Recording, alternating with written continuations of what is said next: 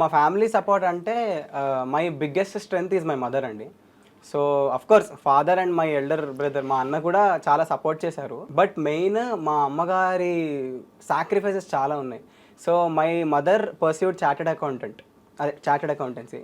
So ఆవిడ కరెక్ట్గా ఈ 2-3 ఎగ్జామ్స్ ఉంటాయంట కదా, ప్రిలిమ్స్ అట్లా. అవునవునవును. So second round of exams రాసేటప్పుడు నాకు ఒక బోల్ బేబీ బోల్ అనే ఒక రియాలిటీ షోలో ఎంటర్ అవ్వడం జరిగింది. సో ఆవిడ సిఏ ప్రిలిమ్స్ తర్వాత ఏదో రౌండ్ ఎగ్జామ్ రాసేటప్పుడు నాకు బోల్ బేబీ బోల్ అవకాశం వచ్చిందనమాట, కోటి గారిది రియాలిటీ షో.